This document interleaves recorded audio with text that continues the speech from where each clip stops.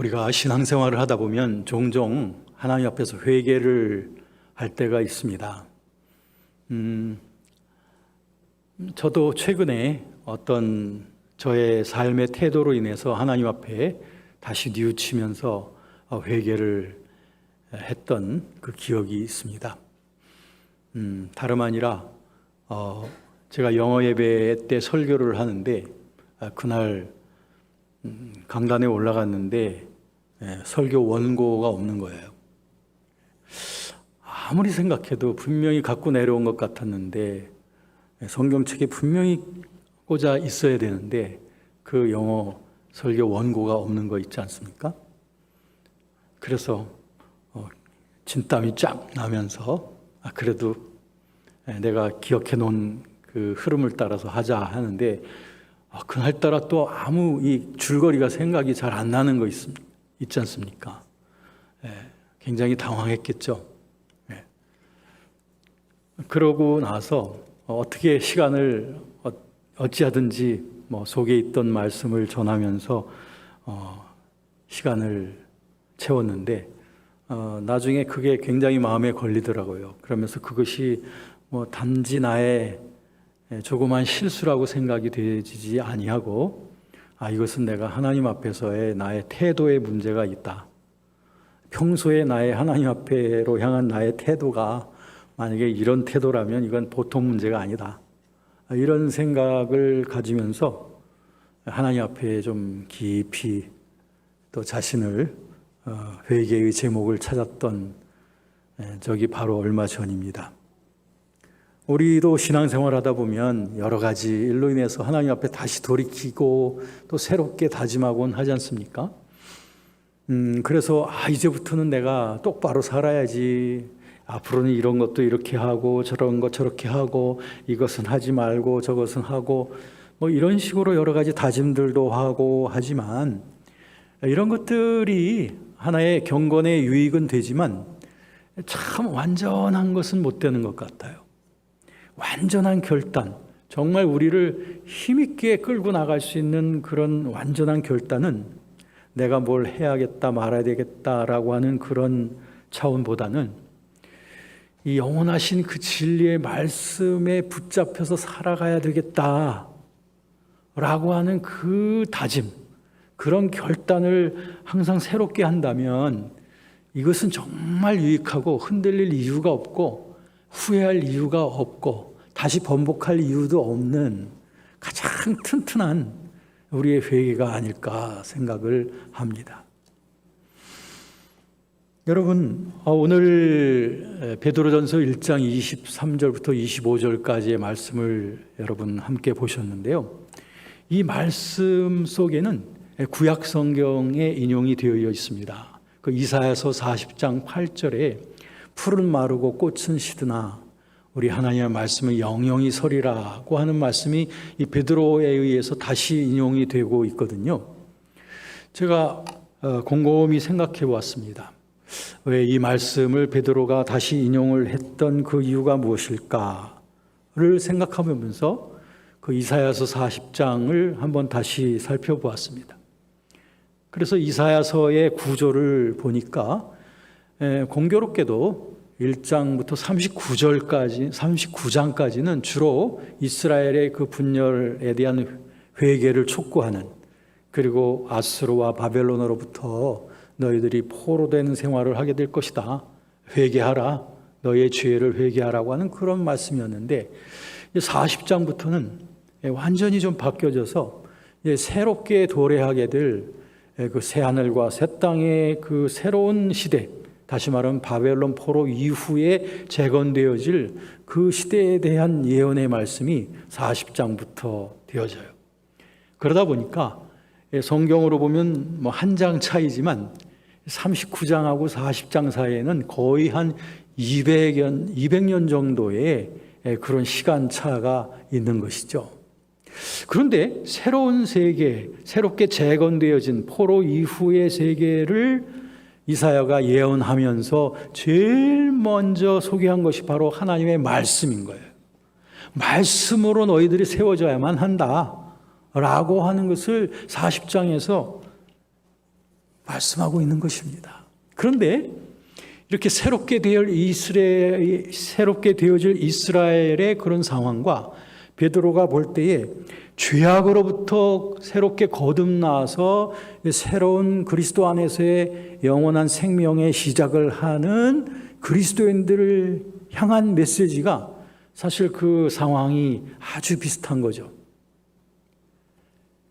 포로로부터 돌아올 이스라엘, 죄악으로부터 새롭게 되어지는 우리 믿음의 이스라엘.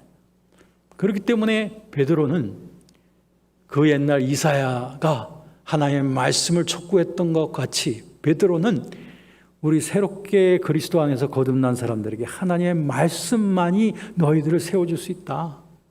하나님의 말씀으로만 너희들이 거듭난 것이다 라고 하면서 오늘 말씀 세 구절을 자세히 주목을 해보니 참 은혜가 됩니다. 23절에 보니까 너희가 거듭난 것은 하면서 이제 죄악으로부터 거듭난 사람들을 향하여 지금 베푸는 말씀이라는 것이 사실이죠. 근데 그 다음 절에 보면 썩어질 씨로 된 것이 아니다. 이 썩어질 씨란 무엇일까? 그것이 바로 이사야서 40장 8절에도 보면 풀은 마르고 꽃은 시드나. 네, 이것이 썩어질 것입니다.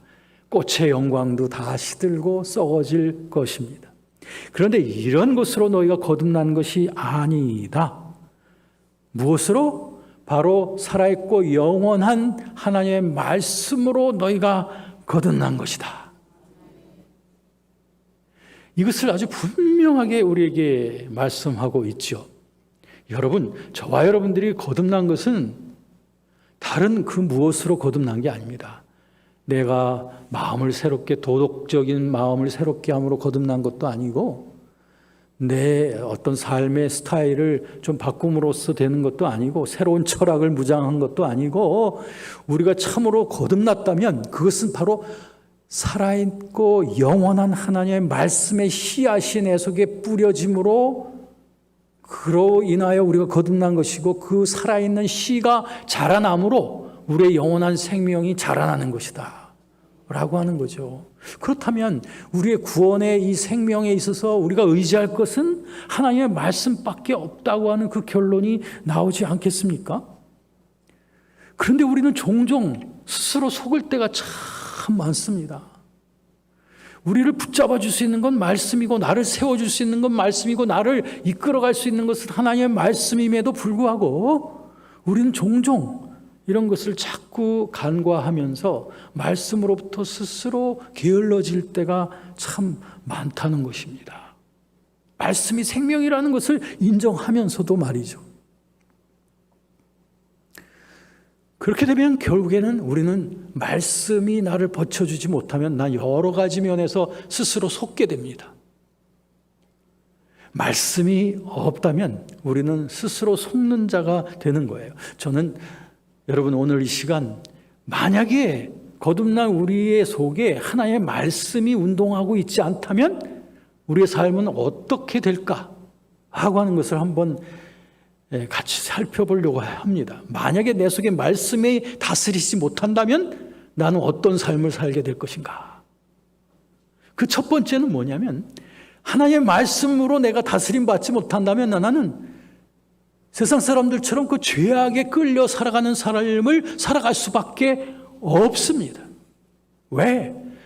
내 속에 이 죄성이 있고 거듭났음에도 불구하고 내 속에 죄성이 있고 여러 가지 유혹 앞에 나의 죄성이 같이 유혹 앞에 작용을 함으로 말미암아 죄를 지을 수 있는 그런 가능성이 얼마든지 있고 또 그 우리의 경험이 그걸 말해주고 있다 이것입니다. 우리가 거듭났다고 해서 죄를 안 짓는 것이 아니더라 이 말이죠. 우리의 경험으로 볼 때.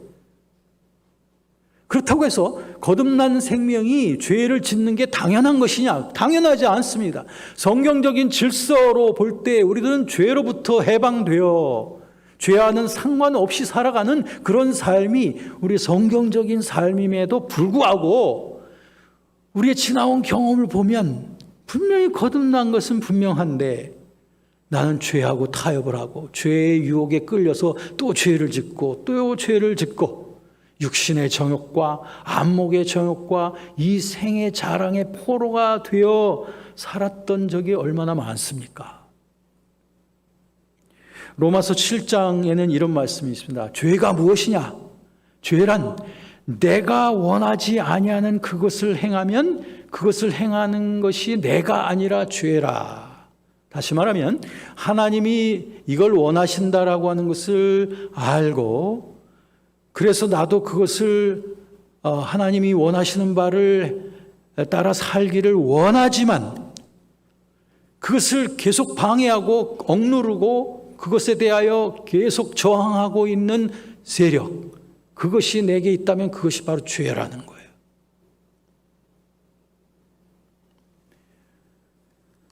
여러분, 그러므로 우리가 거듭났음에도 불구하고 내 속에 계속적으로 역사하고 있는 이 죄성의 문제를 도대체 어떻게 우리가 처리할 수 있느냐 하는 거죠. 이 죄성 때문에 우리에게 여러 가지 육체의 일들이 벌어지게 되는데요. 갈라디아서 5장 19절부터 쭉 보면은 육체의 일에 대해서 목록을 한 20가지를 쫙 열거하면서 마지막에 보면 21절에 보면 또 그와 같은 것들이라 라고 말하고 있어요. 또 그와 같은 것들. 다시 말하면 여기에 열거된 것 말고도 또 그와 같은 것들 더 알지 않느니 네가 알고 있어. 다시 말하면 육체적인 죄악의 목록은 더 이상 열거하지 않아도 우리는 어떤 것이 죄악된 일인지 어떤 것이 육체의 일인지를 잘 알고 있다라고 하는 것입니다. 사실 죄의 목록은 시간이 흘러가면서 점점 더 많아지겠죠. 오늘날 21세기를 살고 있는 우리들은 이 성경책에는 아예 언급도 되어지지 아니하는 새로운 죄의 목록들이 계속해서 늘어나고 있습니다. 그럼에도 불구하고 우리는 그것이 죄라는 것을 알아요. 성경에 기록이 없음에도 불구하고 알아요. 왜 아느냐? 또 그와 같은 것들이라. 우리의 양심을 통해서 육체의 일에 현저한 것이 무엇인지를 알 수 있습니다. 그래서 또 그와 같은 것들로 인해서 우리들은 이것이 죄라는 걸 알아요. 자, 그런데 이런 죄된 삶, 육체의 삶, 거듭난 자 속에 계속적으로 역사하는 이 죄성의 문제를 해결할 수 있는 길, 그 길은 다른 길 없습니다. 시편 119편 11절의 말씀에 보면 내가 주께 범죄하지 아니하려 하여 주의 말씀을 내 마음에 두었나이다. 어떻게 하려고요? 내가 주님 앞에 범죄하지 아니하려고 어떻게 했다고요? 주의 말씀을 내 마음에 품었다는 거죠. 여러분, 그 길밖에 없습니다. 하나님의 말씀과 성령에 의하여 지배받는 길, 그 길이 아니고는 누구도 이 죄성의 문제에서 해방받을 수 있는 사람이 이 세상에 아무도 없습니다. 심지어는 예수님마저도 광야에서 여러 가지 유혹을 만나셨을 때 그분은 상식이나 철학이나 자신의 어떤 육체의 힘을 가지고 마귀에게 맞설 수가 없었습니다. 그걸 가지고는 승산이 없죠. 그러나 예수께서 사용하셨던 것은 좌우의 날섬 하나님의 말씀의 검을 가지고 그 더러운 유혹을 물리쳤던 것을 우리들은 기억합니다. 예수께서도 그러셨건만 하물며 우리같이 연약한 자들이야 얼마나 더 주의 말씀에 붙잡혀야 되겠습니까? 내가 말씀을 읽고 말씀을 듣는다고 하지만 그 말씀이 나를 붙잡지 아니하면, 다시 말하면 내가 그 말씀 앞에 복종되어지지 아니하면, 말씀 앞에 인격적으로 나의 삶을 복종시키지 아니하면 그 말씀이 역사하지 못해요. 살아있고 좌우의 날성과 같은 혼과 영을 찔러 쪼개기까지 하고 관절과 골수를 찔러 쪼개기까지 하는, 감추인 모든 것이 다 드러나게끔 하는 그 하나님의 말씀의 능력이 그 말씀 앞에 복종하는, 인격적으로 복종하는 자를 통하여 그 말씀의 능력이 나타나게 돼 있다 이거죠. 그렇기 때문에 사도 바울은 우리에게 권면합니다. 너희 속에 그리스도의 말씀으로 너희 마음을 충만히 채우라고 골로새서 3장에서 말씀하고 있습니다. 구약에서도 여호수아서에 여러분이 잘 아는 여호수아 1장 8절 말씀처럼 그 말씀을 주야로 묵상함으로 말미암아 내 입에서 떼지 않고 그렇게 될 때 그 말씀이 나를 형통하게 하고 나에게 승리로운 삶으로 이끌어가게 하신다라고 약속하고 있지 않습니까? 오죽하면 옷깃에다 메고 문지방에다 메고 하면서 이스라엘 백성들이 그 말씀을 한시라도 잊지 않으려고 그렇게 몸부림쳤겠습니까? 하물며 우리 그리스도 안에서 그리고 성령 안에서 살고 있는 저와 여러분들이 이스라엘 백성보다 못해서야 되겠습니까? 그 말씀이 내 속에 늘 출렁거리도록 우리는 애쓰고 힘써야 되는 것이죠. 이렇게 하지 아니하면 성령의 검, 날선 검이 되지 못합니다. 에베소서 6장 17절 말씀에 있는 대로 너희는 성령의 검, 곧 하나님의 말씀을 가지라고 말씀하셨지만 그 그리스도의 말씀이 내 속에서 무뎌지면, 즉 성령의 검이 무뎌짐으로 말미암아 우리들은 마귀를 승리롭게 패배시킬 수가 없다 이 말이죠. 유혹 앞에서 우리가 승리할 수 없다 이 말이죠. 칼이 무디어 있기 때문에. 날선 성령의 검, 그것은 바로 하나의 말씀으로 내가 예리하게 무장이 되어 있어야 돼요. 매 순간마다 언제나 어디서나 무슨 생각이든 무슨 말이든 어떤 행동이든 주의 말씀이 나를 다스리시도록 함으로 말미암아 말씀의 법에 따라 움직여가는 내가 되는 것, 그것만이 희망입니다. 그것만이 우리가 죄악의 유혹을 승리롭게 이길 수 있는 단 유일한 길인 줄로 믿습니다. 만일 하나님의 말씀이 내 속에 없다면 내가 하나님을 찾고 은혜를 받으려고 해도 올바른 길로 할 수가 없어요. 그것이 두 번째입니다. 우리가 하나님의 말씀이 내 속에 없다면 우리들은 아마 하나님이 아니라 헛된 우상이나 어떤 열광주의의 포로가 되어질 수가 있습니다.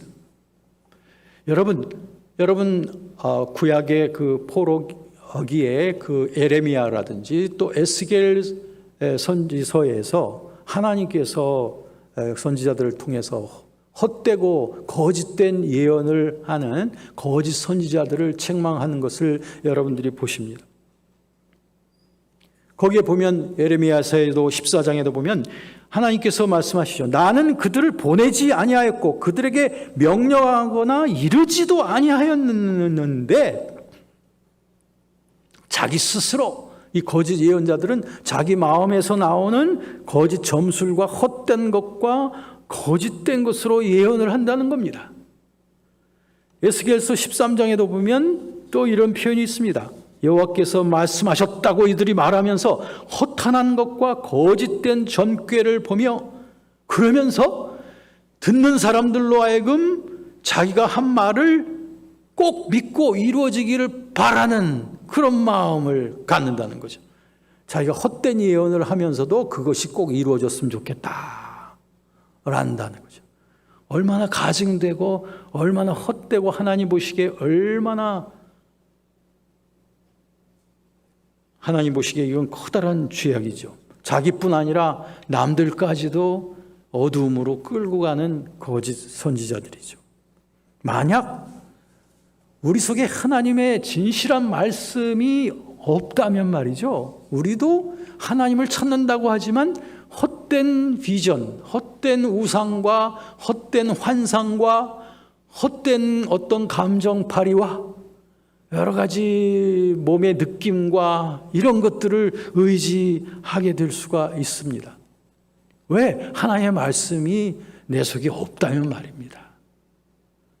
꿈을 너무 많이 의지한다든지 또 기도 중에 어떤 보이는 어떤 환상 같은 것을 너무 의지한다든지, 그것이 하나님의 말씀과 잘 맞는다면 괜찮아요. 그런데 전혀 말씀의 지지를 받지 못하는 어떤 그런 헛된 것들을 의지하면서 내가 이게 하나님으로부터 받았다 라고 말할 수 있는 이런 커다란 실수의 가능성이 얼마든지 있다 이거죠. 아니, 이런 신비주의적인 경험이 아니라 할지라도 우리들이 만약에 하나님의 말씀이 없다면 예수님을 믿는다고 하면서도 세상의 풍조와 유행, 세상의 철학 이런 것들을 너무 많이 의지하고 이성을 너무 많이 의지하고 하나님 말씀보다는 이렇게 되어질 때 이것은 커다란 우리의 신앙에 커다란 그 구멍이 뚫리는 것이지요. 네, 이것으로서는 하나님을 찾는다고 하지만 올바른 길로 갈 수 없다 이 말입니다. 자, 이런 위험을 오래전에 이미 직시했던 그런 학자들 또 그런 목회자들이 있었습니다.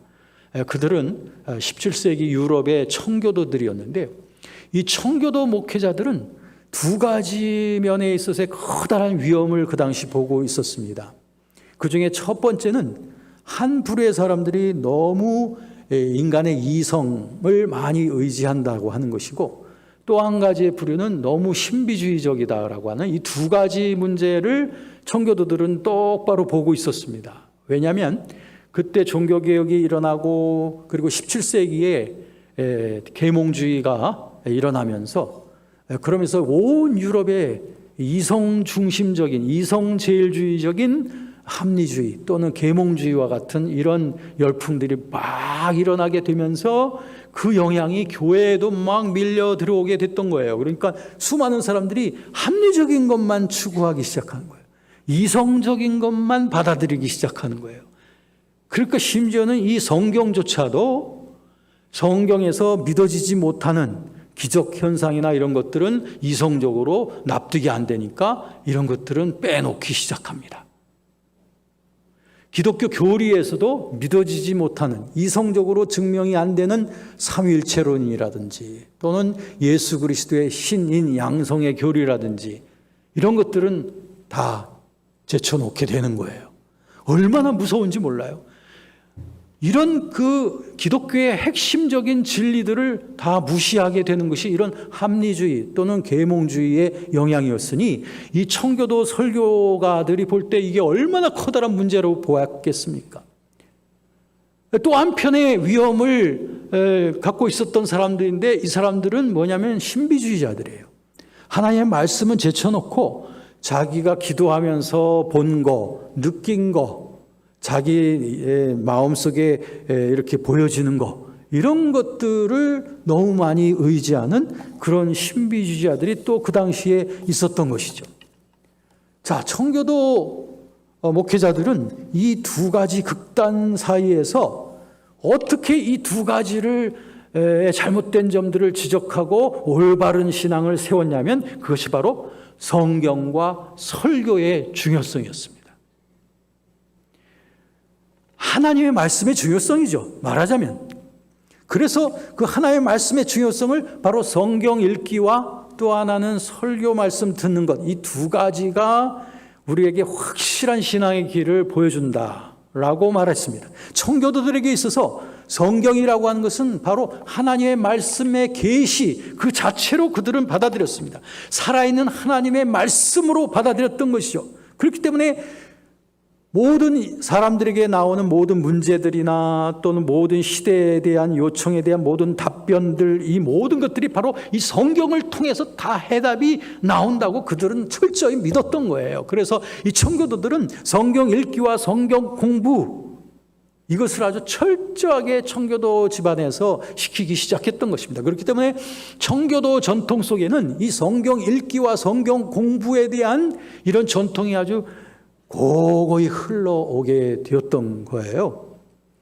그리고 성경 읽기와 공부만큼 또 중요했던 것이 뭐냐면 바로 설교였습니다.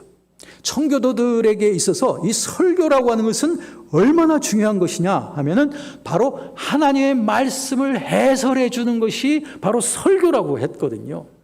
일반 신자들이 잘 깨닫기 힘든 그 하나님의 말씀을 이것을 잘 풀어서 설명해 주는 것이 설교라고 했던 것입니다. 그러므로 청교도들은 설교 말씀을 들을 때마다 하나님의 말씀을 듣는 자세를 가지고 설교 말씀을 들어서 그래서 그 설교 말씀 속에서 내게 주시는 하나님의 음성을 찾으려고 했던 거죠. 이것을 통해서 바로 이와 같은 성경 중심, 하나님의 말씀 중심의 이와 같은 삶을 통하여 한편으로는 이런 이성주의자들의 메마른 그 논리와 그 합리주의를 배격을 할 수 있었고, 또 한편으로는 근거가 없는, 성경적 근거도 없는 이런 신비주의자들의 잘못된 점들을 막아설 수 있었던 것이 바로 청교도들의 이와 같은 하나님 말씀에 대한 강조였던 겁니다. 이와 같은 청교도들의 그 설교에 대한 강조를 오늘날 유명한 설교가인 마틴 로이드 존스는 이렇게 말했습니다. 참된 설교야말로 하나님 말씀의 주해, 그러니까 해설하는 것이다. 이는 단순한 교회의 가르침이나 교리가 아니라 바로 하나님의 말씀이기 때문이다 라고 말했던 거죠. 여러분, 17세기에 있었던 청교도 목회자들의 그런 위대한 그런 공헌이 바로 그 점이었습니다. 그렇다면 이거만큼 중요한 우리 경건의 그 어떤 우리 기초를 세우는 데 있어서 이런 청교도들의 이와 같은 강조점만큼 중요한 것이 어디 있을까 생각을 합니다. 아마 저와 여러분들도 다 이런저런 극단들의 경험을 해보셨을 거예요. 어떤 분들은 예수님을 믿는다고 하지만 또 너무 이성적이고 또 상식적이고 또 과학적이고 이런 것들이 더 중요하다라고 하면서 성경은 별로 잘 모르고 또 성경 말씀은 행하지를 못하면서 이런 세상적인 논리에 중점을 두고 살았던 분들도 계셨을 거예요. 이것은 썩어질 씨, 아까 베드로가 말했던 썩어질 씨입니다. 유행도 변하고 상식도 변합니다. 과학도 변합니다. 인간의 철학도 변합니다. 그런데 하나님의 말씀은 영원토록 있는 줄로 믿습니다. 아마 여러분들은 또한 경험 속에서 이런 신비주의적인 그런 극단성 속으로 여러분들이 빠져들어갔었던 경험들도 있으셨으리라고 생각을 합니다. 좀 잘 믿어보겠다, 기도 좀 많이 해보겠다고 하시는 분 치고 이런 경험을 안 해보신 분들이 없어요. 다들 무언가 보고 무언가 듣고 무언가 휘황찬란한 어떤 그런 엑스타시 이런 것들을 추구했던 경험이 왜 없겠습니까? 저도 마찬가지였습니다만. 그러나 우리가 그 길이 온전한 길이 아니라는 것을 알게 되죠. 정말 나를 세울 수 있고 강하게 그리고 새롭게 할 수 있는 것은 하나님의 말씀밖에 없다는 것을 마침내는 깨닫게 되는 것이죠. 그것이 바로 청교도들의 교훈이었던 것이죠. 이렇게 우리들은 두 번째로 제가 말씀드린 것은 하나님의 말씀이 내게 없다면 우리는 헛된 우상을 따라서 썩어질 씨의 종노릇을 할 수밖에 없다. 세 번째는 무엇이냐면 이보다 좀 더 깊은 차원입니다. 아주 깊은 차원인데 하나님의 말씀이 내 속에 나를 다스리지 못한다면 나는 여전히 자기중심적으로 살게 될 것이다. 이것은 굉장히 깊은 영역입니다. 히브리서 아까 4장 12절 말씀 제가 인용했지 않습니까? 하나님의 말씀은 살아있고 운동력이 있어서 좌우의 날선 어떤 검보다도 예리하여 혼과 영을 찔러 쪼개게 하는 거예요. 여기서 혼과 영이라는 게 도대체 어떤 개념일까요? 보통 영혼이라고 할 때는 이 혼과 영을 복합적으로 우리가 설명하는 것이지만 혼과 영을 분리해서 이렇게 말하고 있는 성구를 볼 때는 여기서 기능이 조금 달라요. 혼이라고 하는 것은 여기서 말하는 혼이란 세상과 또 오감, 이렇게 세상에서 우리가 살아가는 데 필요한 그런 이렇게 생각과 감정과 느낌과 결단 이런 것들을 하는 기능을 혼이라고 말합니다. 그런데 영이라고 하는 것은 특히 하나님을 향하여 또 종교적인 세계를 향하여 열려있는 마음의 층을 영이라고 말하는 거죠.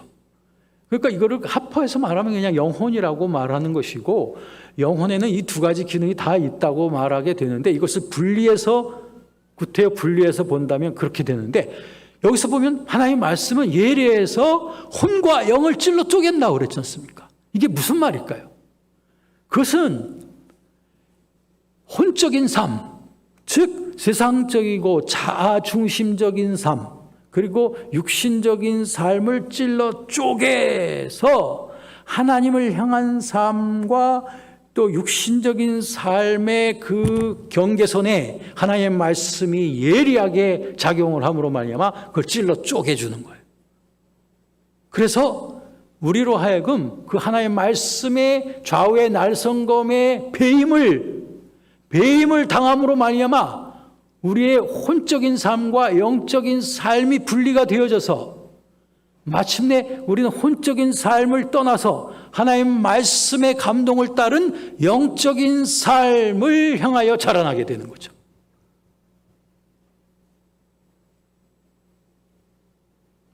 이것은 말씀밖에 없습니다. 세상에 어떤 것도 우리 영혼의 그 미묘한 그 부분의 경계선을 찔러 쪼개서 그것을 구분시켜서 우리가 살게끔 할 수 있는 그 어떤 것도 이 세상에 없습니다. 오직 말씀의 법과 말씀의 가치와 그 말씀의 예리한 날선 것만이 우리의 영혼 속에 이렇게 엉켜져 있는 그 영역에 칼을 대는 거예요. 그래서 우리가 배임을 당하는 거죠. 하나님의 말씀의 배임을 수없이 당하시는 저와 여러분 되시기를 주의 이름으로 축원합니다. 이것이 없으면 우린 성화에 대한 소망이 없습니다. 이것이 없으면 우리는 소망이 없어요. 우리의 소망, 그리스도를 닮아가기 위한 우리의 성화의 소망은 오직 하나님의 말씀의 배임을 당하여 혼적인 삶을 떨구고 나 자아를 부인하고 육신적인 삶 부인하고 말씀의 삶, 영적인 삶, 하나님의 감동을 따르는 삶을 따라 나설 수 있는 그 말씀의 할례, 이것이 우리를 온전한 영적 세계로 인도하는 것이지요. 로마서 14장 23절에 보면 믿음으로 하지 않은 모든 것이 죄라 라고 하는 이런 참 굉장히 거북스러운 그 말씀을 대합니다. 믿음으로 하지 않은 모든 것이 다 죄라. 아니 그럼 죄 아닌 게 도대체 뭐야? 여러분 이렇게 반문이 나오게끔 나오는 말씀이에요. 그런데 우리 주님의 말씀은 주님은 포기하실 뜻이 없습니다. 너희의 모든 동기, 행동이 하나님을 신뢰하는 그 믿음 안에서 나오지 않는다면 그것은 죄라는 거예요. 물론 이 죄는 성경에는 여러 가지 죄의 목록, 죄의 단어들이 있습니다. 그런데 이제 특별히 가장 많이 사용하는 단어는 고의적인 죄. 그러니까 의지를 가지고 내 의지를 가지고 죄를 선택해서 범하는 죄. 여기에 대한 죄의 용어가 제일 많고 여기서 말하는 이 죄는 그런 죄를 말하는 건 아니에요. 즉 우리가 몰라서도 죄를 지을 수 있고 부지중에도 죄를 지을 수 있는데 이것은 고의적인 죄하고는 다르거든요. 여기서 말하는 이 믿음으로 하지 않은 모든 것이 죄라고 하는 것은 바로 그런 영역의 것이기 때문에 좀 다르긴 해요. 의지적인 죄를 말하는 것은 아닙니다. 그럼에도 불구하고 하나님 보실 때는 그것도 죄라는 거죠. 그렇죠? 죄가 구분은 돼요. 구분은 되지만 그러나 하나님 보실 때는 어쨌든 불순한 것이고 우리 동기가 안 좋은 거예요. 어떻게 하면 우리가 매사에 순간마다 믿음으로 살지 않는다면 그것은 하나님 보시기에는 섭섭하신 것이다. 하나님이 우리에게 참 이렇게 온전한 단계를 원하십니다. 그런데 그 온전한 단계가 우리가 도덕적으로 실천하고 노력하고 애쓰고 힘써서 도달하는 것이 아니고 우리의 자신의 내려놓음을 통해서 되는 것이죠. 하나님 앞에서 나 자신을 포기함을 통해서 되어지는 것이죠. 너 자신을 부인하라고 하는 그 말씀대로 나를 주님 앞에서 잊어버리고 나 자신을 포기함을 통하여 나는 그 말씀에 붙잡힌 삶으로 들어가게 되는 거죠. 그렇게 될 때 우리들은 매일 매사에 무슨 일을 하든지 무슨 동기든지 주님과 함께 주님과 함께 생각하고 주님과 함께 결단하고 주님 안에서 말하고, 그래서 주님을 늘 잊지 않고 주님의 임재하심을 놓치지 아니하고 살아갈 수 있는 사람으로 훈련이 되어져 가는 거죠. 이게 훈련입니다. 어느 누구도, 이 세상 어느 누구도 이러한 삶에 한순간에 이르는 사람은 아무도 없습니다. 순간적으로 그런 은혜 받았을 때 그 체험 속에서 그런 시간이 좀 계속될 수는 있지만, 그 시간이 몇 달, 몇 년 계속되어져 온 사람들이 과연 있을까요? 대개 우리 일반인들의 모든 경험은 성령의 임재 속에 살다가 또 그걸 놓치고 또 주님을 의식하지 못함으로 말미암아 실수도 하고, 내가 주님 생각하지 않고 내가 말했네. 그때 그 사람하고 얘기할 때 참 주님 생각했었으면 되는데 라고 하고, 내가 주님 앞에 좀 결정할 때 하나님 앞에 기도해보고서 결정했었어야 되는데, 이런 우리들이 후회를 할 때가 참 많지 않습니까? 이런 일을 경험하고 또 경험하고 경험해 가면서 우리는 그 상처와 상처 속에서 점점 연걸어져 가는 거예요. 그래서 우리들은 점점 더 온전한 주님과의 영적 교제의 삶으로 들어가게 되는 거예요. 그죠? 그러므로 우리는 그와 같은 온전함이 정말 깊이 되어지고 아주 완숙하게 되어진 분들을 우리 주변에서 가끔 봅니다. 가끔. 여기에 제 아내가 없기 때문에 제 아내가 여기 있었으면 저는 아마 제 아내 눈치를 봤을는지도 몰라요. 왜냐하면 제 가정에서의 제 모습 속에는 상당히 허틀어져 있는 모습들이 참 많이 있거든요. 제 아들 앞에서도 허틀어진 모습, 제 아내 앞에서 말에 실수하는 그런 부분들.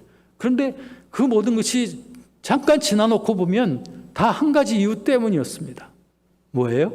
주님을 의식하지 않고 주님을 의지하지 않았기 때문이었다는 거죠. 내가 아내에게 이 말 하기 전에 주님을 좀 바라봤었으면 그죠?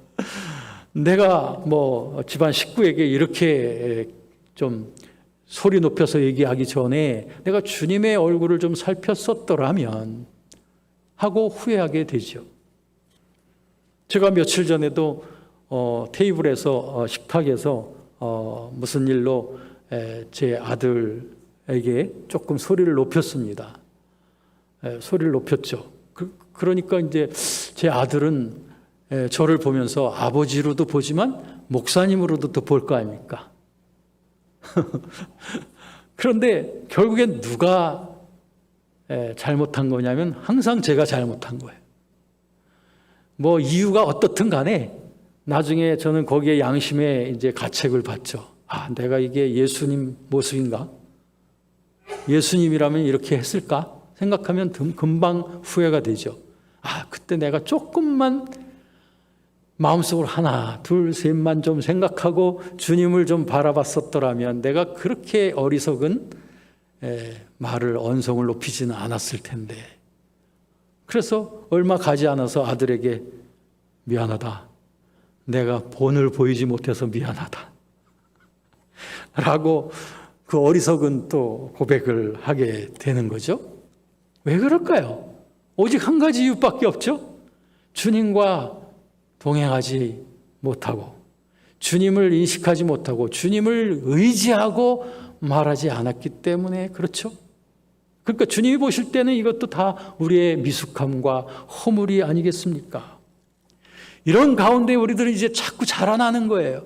어제보다 오늘 더, 오늘보다 내일 더 온전한 단계까지 나아가야 되겠다라고 하는 그런 회개와 결단을 하게 되는 거죠. 그러면서 우리들은 주님을 더 가까이, 정말 우리의 숨결보다도 더 가까이 주님을 호흡하게 되는 거예요. 그래서 어떤 복음성가에 있는 것처럼 내 모든 발자국마다, 그리고 내 모든 호흡마다 주님으로 숨쉬고 주님으로 걸으면서 내 의식의 어느 한순간도 주님의 임재를 놓치는 일이 없이 그렇게 주님의 임재 속에서 살아가는 그러한 우리의 삶이 될 때, 그때 우리들은 사도 바울의 그 권면의 말씀이 내게도 이루어지는구나 하는 것을 알게 됩니다. 무엇을 하든지 말에나 일에나 다 주 예수 그리스도의 이름으로 하고 이를 통하여 하나님 아버지께 영광을 돌리게 하라. 너희가 무엇을 하든지 사람에게 하듯 하지 말고 오직 주님께 하듯 하라. 너희가 무슨 말을 하려거든 주님이 주시는 지혜의 말씀을 하고 무슨 행동을 하려거든 하나님이 주시는 힘으로 하라. 그리고 너희가 무엇을 하든지 말에나 일에나 다 주 예수 그리스도의 이름으로 하라. 너희 마음, 너희 안에 이 마음을 품으라. 곧 그리스도 예수의 마음이니. 이러한 말씀들이 내 속에서, 내 삶 속에서 이루어지게 되는 것, 그것은 바로 주님과의 동행하는 삶인데, 그 주님과의 동행하는 삶에 좀 더 완숙하게 되어지기 위해서는 이 하나님의 말씀의 배임을 계속 당해야 됩니다. 우리 하나님 앞에 그렇게 기도해야 됩니다. 하나님, 나의 이 마음의 할례, 이 마음의 할례가 계속되게 해 주십시오. 그래서 제 속에서 자아중심적인 삶이 뿌리 뽑히고 오직 하나님 말씀 중심, 성령 중심, 하나님 중심의 그런 삶으로 계속 세워져 나갈 수 있도록 저를 축복해 주십시오. 하나님의 말씀이 나를 배이실 때, 하나님의 말씀이 나를 강타하실 때 제가 아프지요.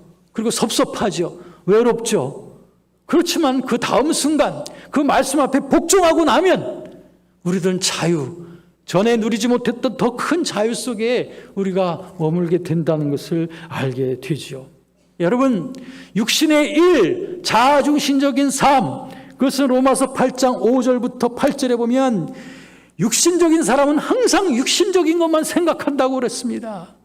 하나님의 일을 생각하지 않고 자기중심적인 것만 생각하니 어찌 하나님을 기쁘시게 할 수 있겠습니까?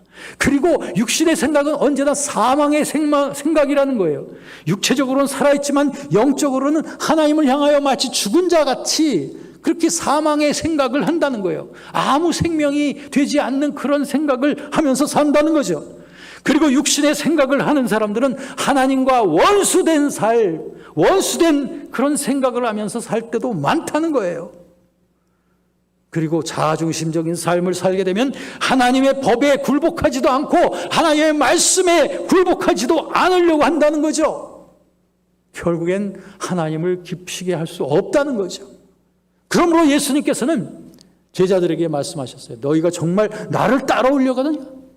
정말 나를 따라오려거든 첫 번째로 너 자신을 부인해라. 너희 자신을 잊어버려라. 너희 자신을 포기하라는 것이죠. 우리 자신을 포기할 수 있는 그 길은 말씀의 할례인 것이죠.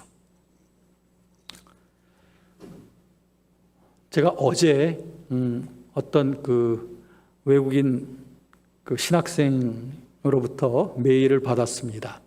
그 메일에 저에게 뭐라고 질문을 했냐면, 자기는 신학생이지만 정말 그 자기가 죄의 문제를 해결하지 못하고 있고 어떻게 하면 자기가 좀 온전한 단계에 이를 수 있는지 그것 때문에 정말 갈등이 많다라고 하는 그러한 질문이었습니다. 아직 답장은 못 써줬습니다만은 저는 그렇게 답변할 것입니다. 하나님의 말씀을 어떻게 대하고 있는가? 하나님의 말씀을 생명처럼 대하고 하나님의 말씀 앞에 복종하는 삶을 시작을 하라. 그러면 그 말씀이 너를 자유롭게 할 것이다 라고 하는 그런 답변을 하려고 하고 있습니다. 왜? 말씀이 태초에 계신 그 하나님의 말씀이 하나님과 함께 계셨고 그 말씀이 곧 하나님이시기 때문입니다. 그 말씀이 육신이 되어 우리 가운데 계시며 그분의 영이 또한 우리 안에 거하시는 성령이시니 우리가 이 말씀을 가까이하고 말씀을 묵상하고 말씀을 읽고 연구하며 말씀을 듣고 말씀을 행하며 실천하며 살아가는 삶, 이것이 우리를 자유롭게 할 것입니다. 진리가 너희를 자유롭게 할 것이다. 여러분, 이제 말씀을 아는 것과 말씀으로 사는 것은 참 다른 것 같습니다. 부디 저와 여러분들의 삶이 말씀에 붙잡혀서 말씀으로 살아가는 그런 기쁜 그런 크리스천의 삶이 되어지기를 원합니다.